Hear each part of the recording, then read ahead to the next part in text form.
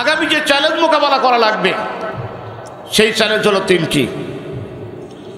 এক নম্বরে চ্যালেঞ্জ মোকাবেলা করতে হবে মুসলমানদেরকে আগামীতে, সেই চ্যালেঞ্জ হবে পলিটিক্যাল চ্যালেঞ্জ, রাজনৈতিক মোকাবেলা করতে হবে রাজনৈতিকভাবে, শুধু এখানকার নয়, টোটাল বিশ্বের মধ্যে। দ্বিতীয় যে চ্যালেঞ্জটি করতে হবে, এই দ্বিতীয় চ্যালেঞ্জটি হবে ইন্টেলেকচুয়াল চ্যালেঞ্জ, বুদ্ধিভিত্তিক।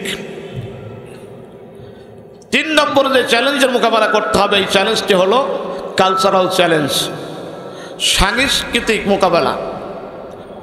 অর্থাৎ তারা তিন দিক থেকে পরিকল্পনা করেছে, রাজনৈতিকভাবে, সাংস্কৃতিকভাবে, বুদ্ধিভিত্তিকভাবে। রাজনৈতিকভাবে মুসলমানদের বিরুদ্ধে যেই ষড়যন্ত্র চলছে, এটা শুধু বাংলাদেশের রাজনীতি নয়, আন্তর্জাতিকভাবে রাজনীতি। আল কুফরু মিল্লাত ওয়াহিদ, সকল কাফেররা ঐক্যবদ্ধ হয়েছে পৃথিবীর জমিন থেকে চারটি হরফ মুছে দেওয়ার জন্য। মিম, সিন, লাম, মিম, মুসলিম নামক এই চারটি শব্দ পৃথিবী থেকে তারা মুছে দেওয়ার জন্য তারা ঐক্যবদ্ধ হয়েছে। মাঝে মাঝে দেখেন মুসলমানদের বিরুদ্ধে তারা বিভিন্ন কটূক্তি করে, মুসলমানদের নবীর বিরুদ্ধে তারা কটূক্তি করে। এইটা এই জন্য তারা করে, তারা টেস্ট করে দেখতে চায় যে মুসলমানদের বিরুদ্ধে আমরা যে রাজনৈতিক জাল বিছিয়েছি এতে আমরা সফল কিনা এটা দেখতে চাই। যার কারণে মাঝে মাঝে তারা এরকম করে যে আমরা আওয়াজ দিই কিনা, আমরা প্রতিবাদ জানাই কিনা, আমরা তাদের বিরুদ্ধে কথা বলি কিনা। যদি তারা দেখে যে আমরা কথা বলেছি, আমরা আওয়াজ করেছি, প্রতিবাদ জানিয়েছি, বিক্ষোভ করেছি, তাহলে তারা বোঝে যে আমাদের ষড়যন্ত্র এখনো সফল হয়নি, ষড়যন্ত্র এখনো সফল হয়নি। যতদিন তারা সফল না হবে ততদিন তারা চালাতে থাকবে। সফল হবে কোন দিন? যেদিন দেখবে মুসলমানদের সাউন্ড হয়ে গেছে ডাউন, সেদিন বুঝবে যে তাদের ষড়যন্ত্র সফল হতে চলেছে। আমাদেরকে এখন অনেকেই বলা হয় যে একটু জোরে জোরে না বলে আস্তে আস্তে বললে কি ওয়াজ হয় না। আমাদেরকে বোঝানো শুরু করেছে কিন্তু ইতিমধ্যে। এ কথা এখন সর্বজন জায়গায়। দ্বিতীয় যারা যেটা করছে বুদ্ধিভিত্তিক চ্যালেঞ্জ, বুদ্ধিজীবীকে তারা টার্গেট করেছে এবং তারা কিনে ফেলেছে। বুদ্ধিজীবীদের জিহ্বায় এখন তাদের বক্তব্য হয়, বিনিময়ে তারা কিছু অর্থ পায়। যিনি মাছ বিক্রি করেন তিনি হলেন মৎস্যজীবী, যিনি ধান চাষ করে এটা বিক্রি করে জীবন চালায়, জীবিকা চালায়, তিনি হলেন কৃষিজীবী। আর যিনি চাকরি করে জীবিকা অর্জন করেন তিনি চাকরিজীবী। এই বুদ্ধি বিক্রি করে যারা চালায় এরা হলো বুদ্ধিজীবী। যদিও আমরা তাদেরকে চিনি, দেখবেন একেবারে 7 ক্লিয়ার বাম্পারে 2-1 গাছা আছে, বুদ্ধি বিক্রি করতে করতে এই অবস্থা হয়ে গেছে। এই বুদ্ধিজীবীরা দুঃখজনক ব্যাপার হলো যে এরা হলো অনেকেই মুসলমান মায়ের সন্তান, কিন্তু তারা বুদ্ধি বিক্রি করে খ্রিস্টানদের কাছে, বুদ্ধি বিক্রি করে ইহুদিদের কাছে, বুদ্ধি বিক্রি করে মুশরিকদের কাছে। এই বুদ্ধিভিত্তিক চ্যালেঞ্জ আর রাজনৈতিক চ্যালেঞ্জকে একতাবদ্ধ করে ওরা টার্গেট করেছে মুসলমানদের দেশের প্রধান যে হয় এই প্রধানকে তারা টার্গেট করে। ইতিপূর্বে দীর্ঘদিন তারা করেছে, তুরস্কের কামাল পাশাকে তারা টার্গেট করেছিল, তুরস্ককে তারা ধ্বংস করতে সুযোগ পেয়েছিল। ইরাককে তারা ধ্বংস করেছে, সিরিয়াকে ধ্বংস করেছে, লিবাননকে ধ্বংস করেছে। দীর্ঘদিন যাবৎ তারা ফিলিস্তিনকে ধ্বংস করার জন্য ব্যর্থ প্রচেষ্টা চালিয়েই যাচ্ছে। শুধুমাত্র আমরা বাংলাদেশটাই নিরাপদ আছি, আমাদের ব্যাপারে তাদের কোনো ধ্বংসযজ্ঞের পরিকল্পনা নেই। তো আমরা বাকি আছি। যতদিন আমরা এটা মনে করে চলছি যে আমরা বাংলাদেশিরা বাকি আছি, তাদের ষড়যন্ত্রের কারণে এদের ধ্বংস হবে না। বুঝতে হবে আগামীতে আপনার ভালো থাকা তো দূরের কথা, আপনার শরীরের রক্ত আর মাংস আর হাড় কোথায় থাকবে এটা খুঁজে পাবেন আপনার আপনজনেরাও। 3 নম্বরে তারা যে চ্যালেঞ্জ ছড়ে দিয়েছে সাংস্কৃতিক চ্যালেঞ্জ। এই সাংস্কৃতিক চ্যালেঞ্জ যতদিন পর্যন্ত আপনার ঘরের মধ্যে আপনার মেয়েকে নামাতে না পারছে, যতদিন আপনার স্ত্রীকে নামাতে না পারছে, ততদিন পর্যন্ত তাদের ষড়যন্ত্র থামছে না। স্কুলে যান, স্কুলে আপনার মেয়েকে দেবেন সাংস্কৃতিক অনুষ্ঠানে, এটা তো খারাপ কিছু না। আমরা সবাই বলি এটা সাংস্কৃতিক অনুষ্ঠান হচ্ছে। সাংস্কৃতিক অনুষ্ঠানের ড্যান্স কথাটা আমরা খারাপ মনে করি, নাচ কথাটা আমরা খারাপ মনে করি। ওটাকে একটু ওরা মডার্নাইজেশন করে বানাইছে নৃত্য। সাংস্কৃতিক অনুষ্ঠানে নৃত্য হয়। দেওর ভাবিকে প্রশংসা করে, ভাবি আলহামদুলিল্লাহ মাশাআল্লাহ আপনার মেয়ে আজকে সাংস্কৃতিক অনুষ্ঠানে ভালোই নৃত্য করেছে। সাংস্কৃতিকভাবে তারা এগিয়ে যাচ্ছে। এই যে তিন দিক থেকে আমরা ঘেরাও হয়ে আছি, এই চ্যালেঞ্জ মোকাবেলা করা মুসলমানদের জন্য সবচাইতে বড় কঠিন হবে। সেই কঠিন কেন হবে? এটা নতুন করে হয়নি, এটা শুরু থেকে হয়েছে। নবীরা যখন পৃথিবীতে এসেছেন, তারা যখন তৌহিদের দাওয়াত দিয়েছেন, ঘুরে ধরে একটি সমাজকে পরিবর্তন করে একটি সুস্থ চরিত্রবান আদর্শিক একটি সমাজ যখন তারা উপহার দেওয়ার জন্য বলেছে, তখনই তাদের বিরুদ্ধে এই ষড়যন্ত্রই শুধু করেনি, সর্বশেষ চূড়ান্তভাবে তারা বেছে নিয়েছে হত্যা করার জন্য। এখন পৃথিবী তার নবী নাই, তাহলে তাদের মিশন হিসেবে হত্যা করার জন্য আর কাউকে বেছে নিতে হবে না। যেহেতু নবী এখন আর নাই, নবী আর পৃথিবীতে আসবেও না। নবী কি পৃথিবীতে আসে এখন? লোক আপনারা অল্প হন, আমার কথা কি বুঝতেছেন কিনা, আমার ভাষা কি বুঝছেন? নবী কি পৃথিবীতে আর আসবে? আসবে না।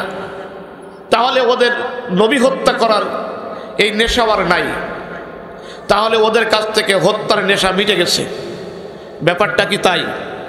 আল্লাহ রাব্বুল আলামিন আজকের এই আলোচিত সূরার প্রথম অংশে বলেছে, তারা আমার আয়াতকে তারা অস্বীকার করেছে, নবীদেরকে অন্যায় করে তারা হত্যা করেছে, নবীদেরকে অন্যায়ভাবে হত্যা করেছে। নবী যখন থাকবে না পৃথিবীতে, তখনও তাদের হত্যার মিশন বন্ধ হবে, ব্যাপারটি তা নয়। আল্লাহ তাআলা মুজারের শব্দ দিয়ে বলছেন, ওয়ায়াকতুলুনা আল্লাযীনা ইয়া'মুরুনা বিল কিসত। এটা মুজারের শব্দ। ইয়াকতুলুনা শব্দটি মুজারের শব্দ, প্রেজেন্ট এবং ফিউচার, বর্তমান এবং ভবিষ্যতের অর্থ দেই। আরবিতে সেটাকে মুজারে বলা হয়। এই শব্দ দিচ্ছে ওয়ায়াকতুলুনা, এখন তারা হত্যা করছে, ভবিষ্যতেও তারা এটা করবে। নবী নাই কাদেরকে? আল্লাযীনা ইয়া'মুরুনা বিল কিসত, যারা ন্যায় ইনসাফ আদল প্রতিষ্ঠা করতে চায়, শোষণ মুক্ত, দুর্নীতি মুক্ত, লাম্পট্যবাজ মুক্ত, টেন্ডারবাজ মুক্ত একটি সমাজ যারা উপহার দেওয়ার জন্য এই কথাটি যারা সমাজে বলতে চায়, সেই মানুষগুলোকে তারা হত্যা করবে। তাহলে নবী এখন নাই, হত্যার টার্গেট কারা? যারা সমাজে ন্যায় এবং ইনসাফ প্রতিষ্ঠার কথা বলবে, তারা হলো হত্যার টার্গেটে এখন আছে। তো আলহামদুলিল্লাহ আমরা বাংলাদেশের মানুষ এখন খুব খুশি। আমাদের দেশ এখন, আমাদের সমাজ এখন ন্যায় ইনসাফের ভিত্তিতে চলছে। এখানে আর ন্যায়ের জন্য নতুন করে লড়াই করা লাগবে না, ইনসাফ প্রতিষ্ঠা করার জন্য লড়াই করা লাগবে না। এখন সমাজে শান্তি সব জায়গায় আছে, ঘরে ঘরে আছে। কি অনুপমপুরে নাই? অনুপমপুরে শান্তি নাই? যে আওয়াজটা বোঝা যাচ্ছে শান্তি নাই নাকি? অনুপমপুরে তো শান্তি আছে, এখনো আসতে পারেনি। তাই টিসিবির মাল ভাগাভাগিতে যা হচ্ছে, কয়েক ইউনিয়নে টিসিবি মাল দেওয়া বন্ধ হয়ে গেছে। এই তো একজন ভালো সাক্ষী পাওয়া গেল, ওয়াজ করে মজা হবে।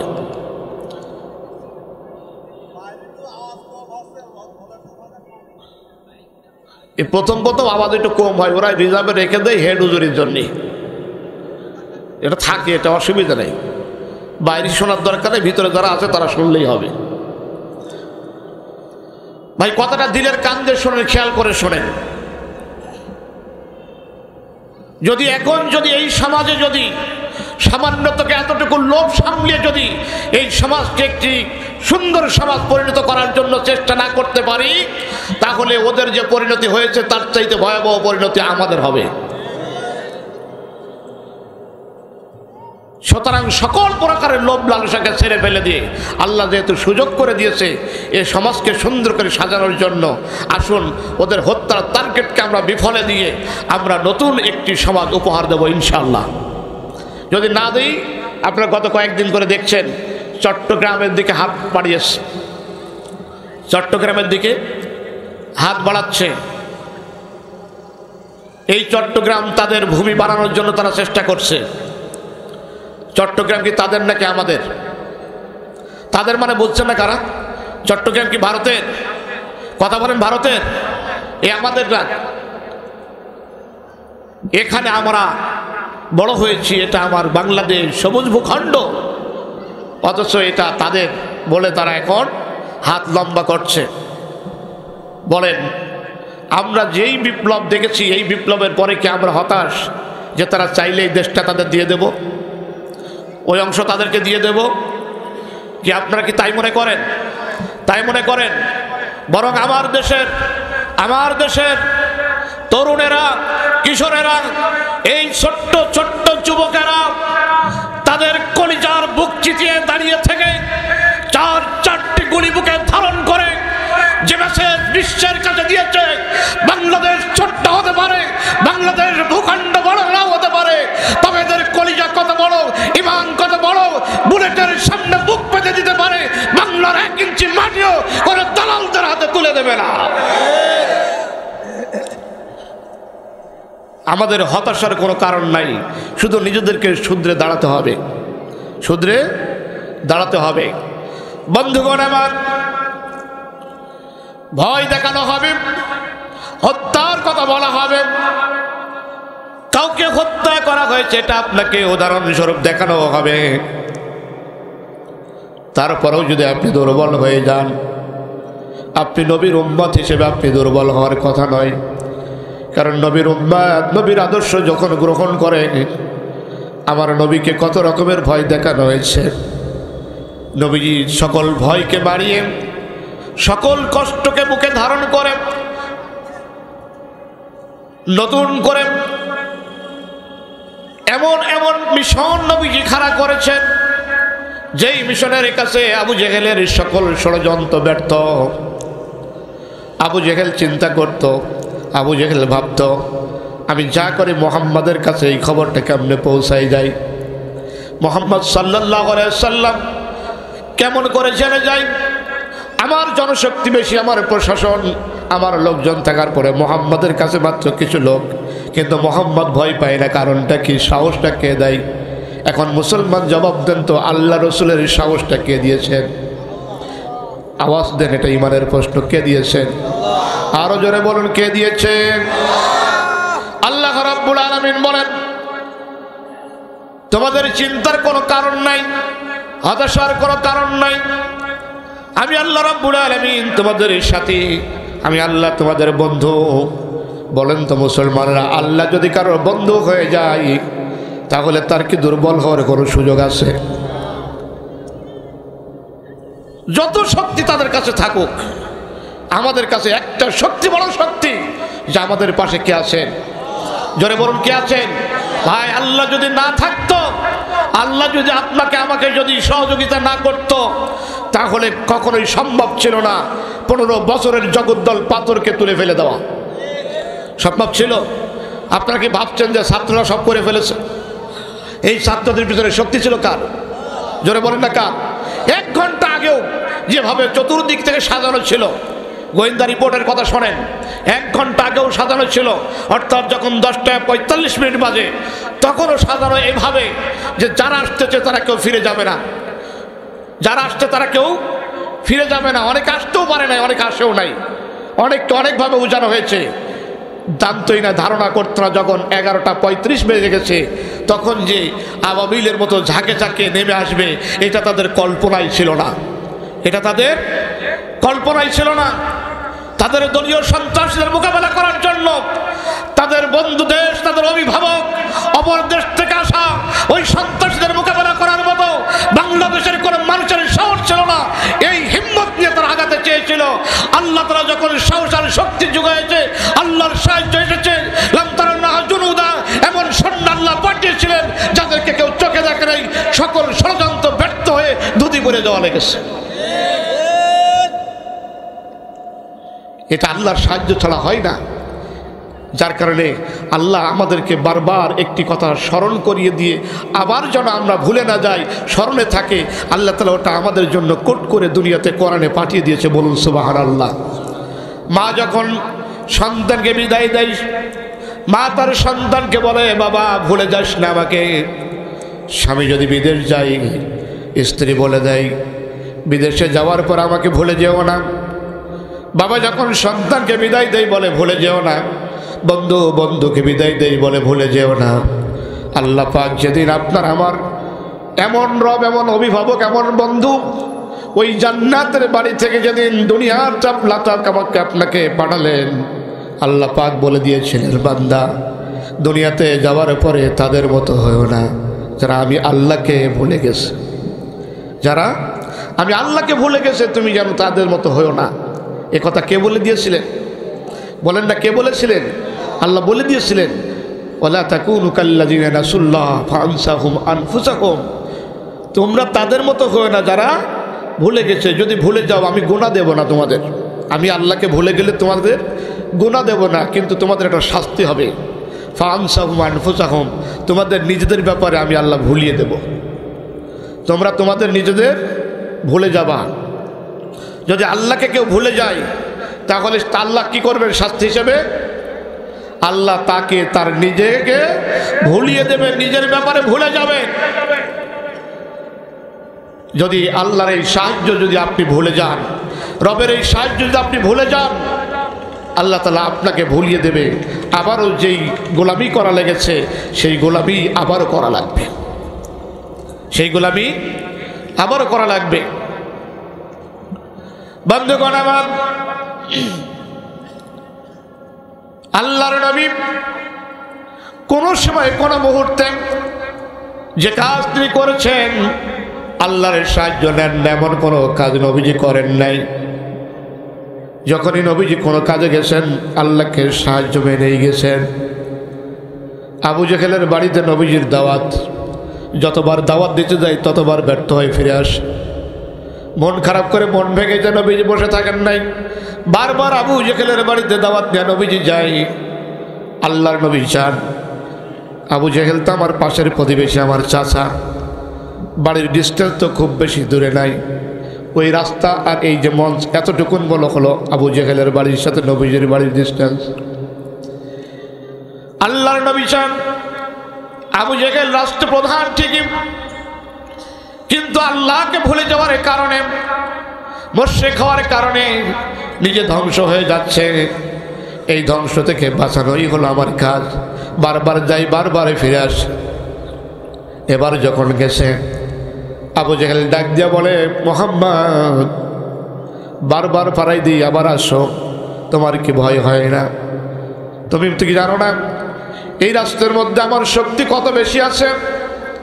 আমি এই মুহূর্তে যদি একটা আওয়াজ দিই, আমার আওয়াজের সঙ্গে সঙ্গে অসংখ্য সৈন্য বাহিনী আমার কাছে চলে আসবে, অথচ তোমার মতোই মনে হয় ভয় হয় না। তুমি বারবার আমাকে কেন ডিস্টার্ব করো? ওটা আবু জেহেল নিজেকে ডিস্টার্ব মনে করে। সঙ্গে সঙ্গে জিবরিল নবীকে বললেন, ইয়া রাসূলুল্লাহ, হাবিবাল্লাহ, আপনি আবু জেহেলকে বলেন যে তোমার বাহিনী ডাক দাও। বলে, যাকে তুমি ভয় দেখাচ্ছ? জিবরিল বলছে, ইয়া রাসূলুল্লাহ, আপনি তাকে বলেন তোমার ওই বাহিনী ডাক দাও, তোমার বাহিনীকে ডাক দাও। আমাদের ছাত্ররা বলেছিল না, যখন বলেছিল যে এই কয়েকটা রাজাকারের বাচ্চা, এটা মোকাবেলা করার জন্য এটা আমার ছাত্রলীগই যথেষ্ট, বলেছিল কিনা? বলেছিল কিনা? আরে কাওয়া বলা আর উনি বলা তো একই কথা নাকি? ও তো একই কথা বলেছিল। এগুলো মোকাবেলা করার জন্য যথেষ্ট, এগুলো মোকাবেলা করার জন্য যথেষ্ট। ওই আবু জেহেলের মতো, যে আমি তো ডাকলেই সব চলে আসবে। তার ধারণা ছিল এতদিনে আন্ডা বাচ্চা যার সাজাইছি, গুছাইছি, খাওয়াইছি, যা ওদের দিয়েছি, তো এখন আমি ডাক দিলে ওরাই আসবে, যথেষ্ট হয়ে যাবে। জিবরিল বললেন, ইয়া রাসূলুল্লাহ, বলেন ওদের ডাক দিতে, আসুক ওরা। ফালিয়াদু নাদিয়া, ফালিয়াদু নাদিয়া, আপনি ডাকেন তাদেরকে। নবীজি আপনি তাদের বলেন যে ওদা আপনার সৈন্যবাহিনীর মোকাবেলায় আমি মুহাম্মদ সাল্লাল্লাহু আলাইহি ওয়াসাল্লাম যাদেরকে ডাকবো তারা নিরস্ত্র, যাদেরকে ডাকবো তারা নিরস্ত্র, তাদের কোনো অস্ত্র নাই। ওরা অস্ত্র নিয়ে আসবে, আর আমি যাদেরকে ডাকছি তাদের কি নাই? অস্ত্র নাই। সানাদ উল জাবানিয়া, তারা হলো লাঠিওয়ালা। তারা কি? লাঠিওয়ালা। রাজদরবারে যারা লাঠি নিয়ে থাকে, মানে গেটে যারা দারওয়ান থাকে লাঠি দিয়ে থাকে, আরবিতে তাদের জাবানিয়া বলা হয়। আমি দেখবো যাদেরকে, তারা হলো লাঠিওয়ালা। তাহলে অস্ত্রের মোকাবেলায়, রাষ্ট্রের মোকাবেলা করবে কারা? লাঠিওয়ালারা। এই লাঠি দিয়ে কি মোকাবেলা করা সম্ভব? কি মনে করেন সম্ভব? লাঠি দিয়ে মোকাবেলা করা সম্ভব? বাংলাদেশের মানুষের নতুন করে বোঝানো লাগে নাকি? তিতুমিরের বাঁশের কেল্লা আমরা শুনেছি, ইতিহাসে আমরা পড়েছি, দেখেছি যে লাঠি দিয়েই তিতুমির সেটাকে শান্ত করেছিল। আর আমরা দেখলাম যে বাঁশের লাঠিও নাই, খালি হাতে বুক চিতিয়ে দাঁড়িয়ে বুলেটের মোকাবেলা করা সম্ভব। এটা হলো বাংলাদেশের তৌহিদি জনতা। কথা বলেন ঠিক কিনা? নবীজি বলেন, আবু জেহেল চাচা, আপনি যাদেরকে ডাকতে চাচ্ছেন ফালিয়াদু না দিয়া, তাদেরকে আপনি ডাকেন। আর আমি যাদের ডাকবো সানাদুল জাবানিয়া, যাদের ডাকবো তারা লাঠিওয়ালা। তো নবীজি যাকে ডাকবেন সেই বাহিনী কোথার থেকে আসবে? জোরে বলেন না, কোথার থেকে আসবে? ওদের মোকাবেলা করা কি সম্ভব? ওদের মোকাবেলা করা সম্ভব? তাই যদি সম্ভব হতো তাহলে অন্তত জুতোটা পাই দিয়ে যেত। জুতো তো পাই দেওয়ার সময় পাইনি, জুতো পাই দেওয়ারও সময় পাইনি। ফাখাযনাহুম বাগতাতান ফাইজাহুম মুবলিসুন। ও ধারণাই করেনি যে আমার যে হঠাৎ করে ধরা হবে। ফাখাযনাহুম বাগতাতান ফাইজাহুম মুবলিসুন। ও শুধু ফোন দেয়, একবার ছেলের কাছে ফোন দেয়, মেয়ের কাছে ফোন দেয়, নিজের কাছে ফোন দেয়, অমুকের কাছে ফোন দেয়, বন্ধুর কাছে ফোন দেয়, ও পারে। ফাইজাহুম মুবলিসুন, এটা তো হওয়ার কথা ছিল না, এটা হওয়ার কথা ছিল না। ফাইজাহুম মুবলিসুন, এটা কেন হলো? এটা তো হওয়ার কথা না। তোমাদেরকে কি অর্ডার দিয়েছে তোমরা শোনো না? তারা বলল সুম্মা লা ইয়ানসুরুন, এখন সাহায্য করার মতো নেই, এতদিন যা হয়েছে হয়েছে। এই হিসাবটা কার কাছে ছিল বলেন? জোরে বলেন। এই জন্য ছিল হিসাবটা তার কাছে। এক নয়, দুই নয়, অসংখ্য মানুষকে হত্যা করেছে। নবী এখন পৃথিবীতে নাই, নবীদেরকে আর হত্যা করা হবে না। কিন্তু নবীর কাজ যারা বাস্তবায়ন করবে, নবীর রেখে দেওয়ার সমাজকে যারা আবার নতুন রূপে নতুন আঙ্গিকে সমাজ বানাতে চাইবে, তাদেরকে হত্যা করা হবে। এই কারণে হত্যার মিশন চালাতে চালাতে এমনভাবে চালালো, প্রকাশ্যেও কাউকে মেরেছে, গোপনেও কাউকে মেরেছে। আর কত মানুষ মেরেছে তাদের তো কোনো খবর নাই, হিসাব নাই। কিন্তু আসল ব্যাপার হলো এমনভাবে মানুষ হত্যা করতে করতে এমনভাবে হত্যা করেছে, বর্তমান রিপোর্টগুলো দেখলে আপনি আশ্চর্য হয়ে যাবেন। আমি তো চিন্তা করি আর ভাবি, যদি এখন ফেরাউন বেঁচে থাকতো, ওই মিশর যদি এখন ফেরাউন চালাতো, নিশ্চয় অন্তত পক্ষে টেলিফোনে দিয়ে হলেও একবার বলতো যে বান্ধবীরে, অন্তত তোর কাছে আমি ঠকে গেলাম, তোর কাছে আমার মাপ চাওয়া উচিত। কারণ আমি 200 বছর শাসন করে মেরেছি মাত্র 40,000, আর তুই 15 বছর 8 মাসের মধ্যে মেরে ফেললি 3 লাখ। ফেরাউন 200 বছরে মারলো কত? কত বলেন? 40,000। আর 15 বছর 8 মাসে মেরেছে কত? 3 লাখ। কত বলেন? 3 লাখ। তাহলে হত্যার মিশন কিন্তু থেমে নাই, হত্যার মিশন থেমে নাই।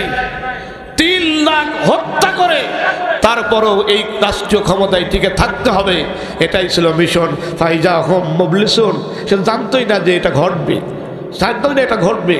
কারণ আল্লাহ তাআলা বলেছে ফালাম্মা নাসু মা যুক্কিরু বিহি, আমার এই উপদেশ যারা ভুলে যায়, আমার এই কোরআন যারা ভুলে যায়, আমার কথা যারা ভুলে যায়, ফাতাহানা আলাইহিম আবওয়াবা কুল্লি শাইইন, আমি আল্লাহ তাদের সমৃদ্ধির রাস্তা বড় করে দিই। যা করে সেটাই তারা ভালো পায়, যা করে সেটাই তারা ভালো পায়। আর আমরা আফসোস করি যে তো দিন দিন পার হচ্ছে, দিন দিন যেই যাচ্ছে, দিন দিন পার হচ্ছে, পেয়েই যাচ্ছে। হচ্ছে কেন? এত বাড়ছে কেন? আল্লাহ বলছে আমি তো বাড়াই, কারণ এই নিচের থেকে মারলে একটু আঘাত কম লাগবে। যদি আর একটু উঁচু করে মারা হয় কম লাগবে না বেশি লাগবে? আষাঢ় বোঝেন তো? আষাঢ় কি আমি মনুপামপুরের দূরের মানুষ নাকি? আমার ভাষা বুঝতে আপনাদের অসুবিধা হবে কেন? আষাঢ় যদি আসতে মারা হয় তাহলে ফেলানো হয়, আর যদি উঁচু করে আষাঢ় মারা হয় জায়গার মতো লাগে। তো আল্লাহ বলছে যে যদি 5 বছরে যদি ফেলতাম তো একটু আসতে হতো, যদি 10 বছরে ফেলতাম আসতে হতো, 15 বছরে ফেললেও আসতে হতো। 15 বছর পরেও আরও 8 মাস বাড়াইলাম, জানো ফেলার ওজনটা একটু বেশি হয়, ফেলার ওজনটা বেশি হয়। পৃথিবীতে পর্যন্ত 288 জন স্বৈরাচার পালায়, পৃথিবীতে পর্যন্ত 88 জন স্বৈরাচার পালাইছে। এই পৃথিবীর 228টি রাষ্ট্রের মধ্যে বিভিন্ন রাষ্ট্রে যারা স্বৈরাচারী পথ অবলম্বন করেছিল এরকম 88 জন স্বৈরাচার পালাই গেছে। আমরা বাংলাদেশের মানুষ, আমরা দুর্ভাগ্য না সৌভাগ্য বলবো না আমাদের, যে 88 নম্বরের রোল নম্বর আমাদের। এখন 88 রোল আমাদের। 88 নম্বরে যিনি পালালেন এই পাগলপুরিনী, এই রাক্ষসিনী। কিন্তু আজব ব্যাপার হলো যে এই বাকি যারা পালাইছে 87 জন, এই 87 জন একা একা পালিয়েছে, কাউকে নিয়ে যায়নি, কাউকে সহ পালাতে হয়নি। কিন্তু এই 88 নম্বরের রাক্ষসিনী পাগলপুরিনী একা পালায়নি, আন্ডা বাচ্চা সহ পালাইছে। জীবজন্তু দেখেছেন এরকম যে আন্ডা বাচ্চা সহ পালাই? বিশাল শক্তিশালী পুলিশের মাহফিল শেষে রাত্রে যখন আসতাম রাস্তায়, তখন ওদের দেখলে অন্তত 3 মাইল দূর থেকে আয়াতুল কুরসি পড়ে বুকে ফু দেওয়া লাগতো। ওরা দাঁড়িয়ে আছে, দেখলে বুকে ফু দেওয়া লাগতো। আরে ভাই বেশি দূরে না, আমি এই দিকের পাড়া থেকে মাহফিল করে যাচ্ছি বসুন্ধরা মোড়ে, ওইখানেও যখন দাঁড়ানো, ওইখানেও দাঁড়ানো তারা। তা আমার বাড়ি এখানে, মাহফিল ওখানে, আমি কালীগঞ্জের মানুষ, উপজেলার ইমাম, তারপরও তাদের কত হিসাব দিয়ে আমার আসতে হলো। তাহলে বলেন বুকে আয়াতুল কুরসি না পড়ে ফু দিয়ে পারা যায়? কিন্তু মজার ব্যাপার হলো 6 তারিখ থেকে খুঁজেই তো পাওয়া গেল না। আর এখন রাস্তায় যখন দেখা হয় তখন তারা খুব খুশি হয়ে বলে, হুজুর যদি আপনাদের দেখি তাহলে একটু সাহস বাড়ে। আমাদের দেখলে ওদের একটু সাহস বাড়ে। ফাখাজনাহুম বাগতাতান ফাইজাহুম মুবলিসুন। আল্লাহ বলে যখন ধরি তখন এইরকম ঝাড়ে বংশেই ধরি। এটা তো হওয়ার কথা ছিল না। তারা বলাবে কেন? এই চেয়ার তো আপনাকে দেওয়া হয়েছে, এটা আপনি চালাবেন। আজকে আসছে তার জন্য, পরে যে আসবে তার জন্য, সবাই তো আপনি চালাবেন। কিন্তু আপনি একজন দলন্ধ কেন হলেন? আর এত বিশাল বিশাল অফিসার পালাতে হবে কেন? এ ধরা কার? বলেন না কার? এ ধরা আল্লাহর ধরা। এ ধরা হলো আল্লাহর ধরা। পালাতে হলো, এই আন্ডা বাচ্চা সহ পালাতে হলো। আর একটি মজার কথা বলবো আপনাদের, বলবো। বলেন যে আল্লাহ যখন ধরলই, তার যদি 1 বছর আগে ধরতো তাহলে আমরা আমাদের শহীদ মাওলানা দেলোয়ার হোসেন সাইদিকে তো আমরা হারাতাম না। আল্লাহ যদি 1 বছর আগে ধরতো হারাতাম না। কিন্তু মালি যখন তার ফুল বাগানের ফুলটা পরিচর্যা করে, ওই বাগানের সেরা ফুলটা মালি জানে কোনটা। সে যদি ফুল তোলে তাহলে সেরা ফুলটাই তোলে, সেরা ফুলটাই তোলে। আমরা মুসলমান, আল্লাহর জান্নাতের ফুটন্ত ফুল। আল্লাহ যখন এই ফুলটা ছিঁড়বেন তখন এই জান্নাতের সবচাইতে বড় ফুল কোনটা সেটাই তিনি বেছে নেবেন। কারণ সারা জীবনের চাওয়া হলো শাহাদাতি মরণ, আর এই শাহাদাতি মরণ আল্লাহ কবুল করেছে। আল্লাহ শাহাদাতি মরণ কবুল করেছেন। তবে মানুষ যেন বুঝতে পারে, এই জন্য ওদেরকেও ভুল করে। ওরা অন্য মাসে না ধরে ওই আগস্টে ধরেছে। ওরা ধরেছে কোন সময়? আগস্টে ধরেছিল। বলে আগস্টে কেন ধরেছিল? এই আগস্ট ওদের কাছে ছিল একটা, আগস্ট ওদের কাছে ছিল একটা টাকি মাছের সামনে ছিপ ফেলে দিয়ে যেরকম টান দিতে হয়, ওদের আন্ডা বাচ্চার ঘুম পাড়ে তো এই আগস্ট দেখিয়ে। সারা বছর এই আগস্ট দেখে আন্ডা বাচ্চা ঘুম পাড়াতো, এই তো আগস্ট আসছে, এই আগস্ট আসছে, এই আগস্টে এবার এটা করবো। কি আনন্দ, কি ফুর্তি করেছে। নাম দিয়েছিল শোকের মাস, করেছে আনন্দের মাস। নাম দিয়েছিল শোকের মাস, করেছে আনন্দের মাস। বলবেন আনন্দ কেন? তো গরু ছিল একজনের, জবই করেছে আর একজন, সিন্নি দিয়েছে আর একজন, খেয়েছে আর একজন। এটা আনন্দ ছিল না ওদের? আনন্দ ছিল না? ছিল শোকের মাস, করেছে আনন্দ। সবচাইতে শেষ আনন্দের শেষ হাসিটা হাসলো যে বাংলাদেশের জাহালিয়াতের আকাশের এক উজ্জ্বলতম জ্যোতিষ্ক কোরআনের আলোর বর্ষী বক্তব্য যার মুখ থেকে মানুষেরা শুনবে, ওই বক্তব্য বাংলার জমিন থেকে মুছে দেওয়ার জন্য আগস্টেই তাকে হত্যা করে অট্টহাসিতে মেটে উঠেছিল। আল্লাহ বললেন ওই আগস্টে এসে ধরলাম ধরে, ওই আগস্টেই ধরেছি। আগস্টে ধরেছে, ওনার তো মিল 14 তারিখে, 5 তারিখে ধরলো কেন? 5 তারিখে ধরলো কি জন্য? 5 তারিখে ধরলো তারও তো একটা সারে রজুল থাকার দরকার। আল্লাহ আমাদের সব দেখাবে। বলো 5 তারিখে এই জন্য ধরলাম যে শুধু একজন আলেমকেই 5 তারিখে আগস্টে হত্যা করেনি। এই 5 তারিখ একটা ইতিহাস আছে। অসংখ্য আলেম আর হাফেজকে, অসংখ্য আলেম আর হাফেজকে ওই মে মাসের 5 তারিখে ওরা রক্ত দিয়েছিল, ওই রক্ত ওরা বাংলাদেশের মাটিতে ফেলেছে। আমি আল্লাহর কাছে রক্ত জমা হয়েছে 5 তারিখে, রক্ত আমি আল্লাহর কাছে জমা হয়েছে 5 তারিখে, আল্লাহর কাছে রক্ত জমা হয়েছে। তিলকা বি তিলকা, আমি আল্লাহ এইটা ওইটা মিলাই রাখছি যে ধর্ম তো ধর্ম 5 তারিখে ধর্ম। ফাইজা খাজনাহুম বাগতাতান ফাইজা হুম মুবলিসুন, ওইটা 5 তারিখ ছিল, এইটা 5 তারিখে ধরেছে। আল্লাহ আসে না নাই? জোরে বলেন আসে না নাই? জোরে বলেন আসে না নাই? বন্ধুগণ আমার, দিলের কান দিয়ে খেয়াল করে শোনেন, হত্যার টার্গেট নিয়ে পৃথিবীতে যারা নেমেছে, সামান্য সফল হওয়ার চেষ্টা তারা করে ঠিকই, কিন্তু সফল তারা হতে পারে না। যখন আল্লাহর সাচ্চা দিলের মুমিনদেরকে যখন তারা আঘাত করে, তখন আল্লাহ রাব্বুল আলামিন বলেন ফাজিরাতু বিল হারব, আমি আল্লাহ নিজেই তাদের সাথে যুদ্ধ ঘোষণা করে দেই। এই যুদ্ধ কার? আল্লাহ। আল্লাহ তাদের সাথে যুদ্ধ ঘোষণা করে দেন। সুতরাং আল্লাহর প্রিয় বান্দাদের উপরে যখন আঘাত হয়, সেই আঘাত ওদের উপরে হয় না, ওই আঘাত সরাসরি আল্লাহর কুদরতের ভরে হয়, আল্লাহর কুদরতের ভরে হয়। শুধু আল্লাহ একটু দেখতে থাকেন যে কত লড়তে পারে। তাহলে কি আপনারা মনে হয় আবু জেহেল এখন যে বলছেন আমার লোকজনকে ডাকলে মুহাম্মদ তুমি আর দাঁড়াতে পারবে না? আল্লাহর নবী কি জবাব দিলেন বলেন? কি জবাব নবী দিয়েছিলেন? তোমার লোকজনকে ডাকো, আমি শুধু লাঠিওয়ালা ডাকবো। সারাদুজ্জামানিয়া, আমি শুধুমাত্র লাঠিওয়ালাদেরকে ডাকবো। তোমার বিশাল অস্ত্র শস্ত্রের বিরুদ্ধে আমি আমার মুহাম্মদ সাল্লাল্লাহু আলাইহি সাল্লাম, আমি আমার কথা বলছি না, আমার আল্লাহ যেটা বলতে বলেছেন সেটাই বলছি। সকলকেই তুমি ডাক দাও, আমি শুধু লাঠিওয়ালাদেরকে ডাক দেব। বলেন তো দেখি, এখন আবু জেহেলের মনে ভয় লাগছে না লাগে নাই? ভয় লাগছে না লাগে নাই? কারণ আমার এত বড় শক্তির পিছনে যদি শুধু লাঠি দিয়েই যদি ভয় দেখাতে চাই, এটা ভয়ের কারণ না? কি বলেন? এই রাস্তার আপনি বিশাল মনে করেন মস্তান, এখন আপনি ছোট এক পিচ্ছিরে আপনি যা ইচ্ছা তাই করে আপনি হুমকি ধামকি দিচ্ছেন, কিন্তু ও যদি মাথা ঘুরিয়ে যদি একটু হাত উঁচু করে বলে তুমি আমার মালো মালো যাই করো, তোমার দাগ দিতে ক্ষতি মার, মানে ও ছোট মানুষ যদি বলে মারা লাগবে না, মস্তানের কি ইজ্জত আছে? কথা বলার কাছে যদি ইজ্জত থাকবে তো এ তো মারা লাগবে না, যতটুকু বলেছে এটাই গেছে। বিশাল রাষ্ট্রপ্রধান, অস্ত্র শস্ত্র সৈন্য বাহিনীর কোনো অভাব নেই, আছে কোনো অভাব নেই। আর মুহাম্মদ সাল্লাল্লাহু আলাইহি ওয়াসাল্লামের কেউ নেই, বাপও নেই, বাপও নেই, কেউ তো নেই। দাদা ছিল, দাদাও নেই, চাচা ছিল, চাচাও নেই, একেবারে একাকিনী। এইরকম সে বলছে যে তোমার সব ডাকো এক জায়গায় করো, আমি একটু লাঠিওয়ালা ডাকছি, আমি লাঠিওয়ালা ডাকছি। এই কথা শোনার পরে আবু জেহেল ভয় পেয়ে গেছে। আবু জেহেল ভয় পেয়েছে এই কারণেই ওর রাসূল সাল্লাল্লাহু আলাইহি ওয়াসাল্লাম ডাক দিয়েছেন লাঠিওয়ালা, আর আবু জেহেল দেখছে যে আমার যত অস্ত্র আছে তার চাইতে বড় অস্ত্র নিয়ে মুহাম্মাদের পিছনে যারা দাঁড়ানো ওরা কারা? মুহাম্মাদের পিছনে যারা দাঁড়ানো ওরা কারা?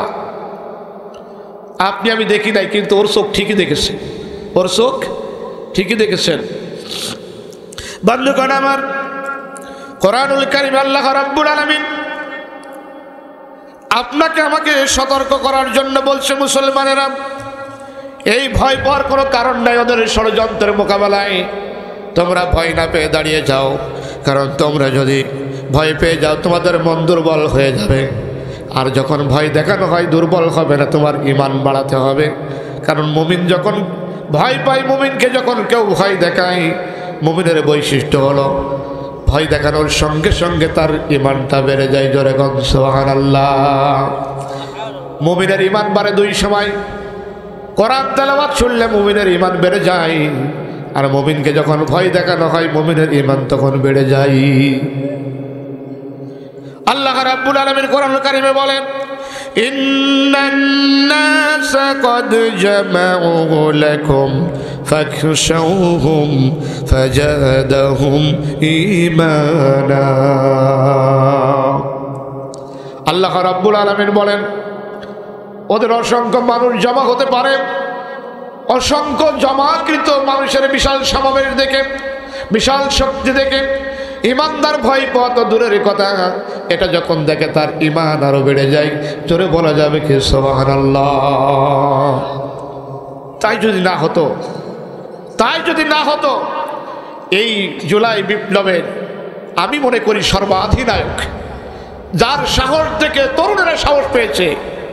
আবু সাইদ বলেন তো দেখি, সুস্থ মাথায় চারটি বুলেট বুকে নেওয়া, সুস্থ মাথায় খুব ভালো করে বোঝেন, সুস্থ মাথায় চারটি বুলেট বুকে বেঁধে নেওয়া, এটা কি যেমন তেমন দুর্বল ইমানের কাজ? জোরে বলেন, দুর্বল ইমানের কাজ? আমরা তো ভিডিও ফুটেজে দেখছি আবু সাইদের বুকে গুলি লাগছে, আবু সাইদ তো শুধু তাকিয়ে আছে, এদিকে ওদিকে নাচছে, আর আমার চোখ বলছে, আমার ওয়ার্ল্ড বলছে আবু সাইদ এদিকে ওদিকে তাকাচ্ছে না, আল্লাহর জান্নাতের দিকে তাকিয়ে থাকছে। ইমানি শক্তি তো আল্লাহ দান করেন, ইমানি শক্তি আল্লাহ দান করেন। ইমানদার ভয় পায় না, দুর্বল হয়ে যায় না, ভয় পায় না, দুর্বল হয়ে যায় না। ইমানদার ইমান বৃদ্ধি পায় তখন ভয় দেখানো হয় যখন। ইমানদারের সামনে ভয় দেখালে কি বাড়বে? ইমান বাড়বে। কোরআন তেলাওয়াত করলে কি বাড়বে? ইমান বাড়বে। সুতরাং মুমিনের ইমান বাড়ে দুই সময়। জোরে বলেন, কয় সময়? যখন কোরআন তেলাওয়াত হয় তখন ইমান বাড়ে, আর যখন ভয় দেখানো হয় তখন ইমান বাড়ে। তো আবু জেহেল ভয় দেখাচ্ছে মুহাম্মদ সাল্লাল্লাহু আলাইহি সাল্লামের, তিনি তো আমাদের মতো সাধারণ মানুষ না, তারপরেও কি তিনি কি ভয়ে দুর্বল হচ্ছে? বরং বলছে, শোনো শোনো আবু জেহেল, ভয় দেখায় কোনো লাভ নাই। তোমার হাজারো সৈন্যবাহিনী থাকতে পারে, আমি মুহাম্মদ সাল্লাল্লাহু আলাইহি সাল্লাম আমার আল্লাহর অর্ডারে শুধুমাত্র একজন, কিন্তু আমি আল্লাহ রাব্বুল আলামিনের নবী মুহাম্মদ সাল্লাল্লাহু আলাইহি সাল্লাম, তোমার দৃষ্টিতে একজন হলো, আমি একজন নয়, আমার সাথে কে আছে বলেন? জোরে বলেন। আর আল্লাহ যেখানে আছে সেখানে কি একজন দুইজন আছে? আল্লাহ যেদিকে আছে গোটা দুনিয়া সেই দিকে আছে, গোটা দুনিয়া সেই দিকে আছে। সুতরাং আল্লাহর পক্ষে যখন কোনো বান্দা দাঁড়িয়ে যায়, আল্লাযীনা ইউকাতিলুনা ফি সাবিলিল্লাহ, আল্লাহ রাস্তায় তখনই লড়াই সংগ্রাম করা তার জন্য সহজ হয়ে যায়। আল্লাহকে বন্ধু রূপে যখন মুমিন গ্রহণ করে নেয়, তার জন্য দুনিয়ার সব ভয়কে মারায়া আল্লাহর জমিন, আল্লাহর দিন কায়েমের জন্য এগিয়ে যাওয়া সহজ হয়ে যায়। কোনো ভয় থাকে না, তার কোনো ভয় আর থাকে না। কারণ হত্যার ভয় তো নতুন নয়, এটা ভয় পর কি আছে? মরা তো এক সময় লাগবে। কি বলে লাগবে না? মরা তো লাগবে।